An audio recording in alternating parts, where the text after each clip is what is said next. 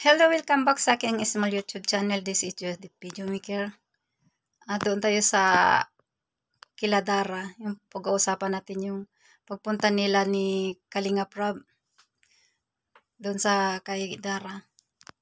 Nag-update doon si Kalinga Prab sa bahay niya. Malapit na. Malapit ng bubungan. Nakatayo na yung pader. Within 3 weeks daw. Tapos daw yun sabi ng mga carpenters. Yung doon sa topic na tanong ni Kalinga Prab na naiisip ba daw ni Dara na kung matapos ang bahay ay hindi na sila babalikan. Sagot ni Dara, opo. Kasi wala daw siyang ate kasi nag-asawa na. Walang nanay. Patay. Alam natin patay ng nanay niya. Wala na talaga. Pero may tatay sila. Buhay nga. Hindi naman halos umuwi. Matagal umuwi. May lola din. Paminsan-minsan andyan, sinisilip sila, umuwi din sa kanila. So talaga buong araw, mga ilang araw, maraming araw na o gabi na sila lang dalawa talaga ni Bia. So nakakalungkot yung ganun. Paano sila makapaghanap buhay kung walang magbibigay? Kasi wala silang magulang na nagsusuporta. Mahirap yun. May lola namang nagsuporta. Pero yun nga, nagbibigay naman tatay, pero hindi sapat noon. Nagbigay ng tatay niya. Sa ngayon, hindi na talaga daw nagsusuporta ang tatay nila. Siguro alam na may nagsusuporta. So, sana naman kung kayo ang tatay, dalawin naman niyo si Dara. Yung anak niyo, napagawa na ng bahay ni Kalinga Prab. Ang ganda. Mabuti na lang nandyan si Kalinga Prab na suportahan ni Kalinga Prab ng mga kalingap, ng Team Kalingap ang bahay ng anak nyo. Yun. Ang ganda na ng nila katayuan. At yun lang ang nakakatakot nga. Baka daw hindi sila balikan. Nakakaiyak. Naiyak nga ako nung sinabi niya kay Kalinga Prab na, sagot niya kay Kalinga Prab na siyempre wala siyang ate na nag-asawa na, yung tatay niya malayo. Hindi sila halos dinadalaw. Yung may lola, minsan lang din. So, kakalungkot. Buti may titang nag-aalalay sa kanila. Yung mabait daw sa kanila yun. God bless naman kay Dara. At lalo nang nalingap nila ni Kalingap. Grabing, sobra talagang blessing sa kanila. Malaking blessing yun ang dumating ang Kalingap team. At Team Kalingap. So, ang bahay niyo, Dara, abangan natin. Malapit nang mayari. Excited. Ako na excited. Mas lalo na siguro si Dara, siyempre. Yung natupad na raw yung pangarap niya. Pangarap talaga niya magkabahay ng maayos kasi, siyempre, safe na sila, lalo na ganyang kagandang bahay. Kahit hindi naman ganong kalakihan, basta konkreto. Safe na siya doon. Maganda yun. Ang kalabasan nun, ang ganda. Hindi ka na matatakot.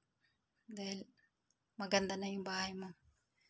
So, tama yun, sabi mo rin sa bahay kubo-kubo mo na pahingahan.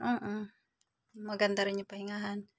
At saka, sampayan kung muulan para hindi malamok baga kung sampay-sampay doon sa yung bagong bahay na maganda doon na sampay doon sa loob para hindi maulanan. Yung istakan ng mga dapat i-stack. Pahingahan pagtanghali. Kasi pag ganong kubo-kubo kasi naranasan namin yung kubo-kubong bahay. Malamig sa tanghali pag may araw. Kasi yung bubong ay yung mga dahon-dahon, nipa, mga ganong nipa, nahaw, yan, ganyan, maganda. So, pag yero kasi pag, may air, maganda sa gabi yan. Safe ka doon. Kasi, iwas sa lahat ng bagay na hindi maganda. So, hanggang dito na lang po ang aking video. Maraming salamat po.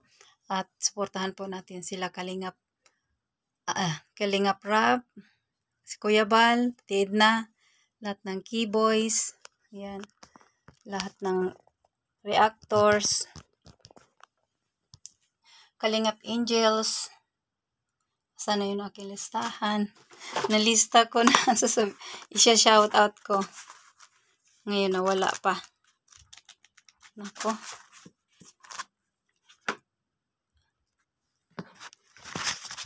Ayan. Ito, sa shoutout ko na yung mga Keyboys. Mga team Kalingap. Kalingap Rab, shoutout Dr. Love, Kalingap Tata, Kalingap Ido, Kalingap Roel, Kuya Robin, Kalingap Dan, Kalingap Alvin, Kalingap David, Vincent Calyada, Andy Kayaka Vlog, Rodas Mix Vlog, Kalingap Alvin, dalawang beses Kalingap Alvin ang sulat ko. Okay lang yun. Derek Noelsa, Dr. Love, o Dr. Love din. Rachel Morales, shout out kay Kuya Nico.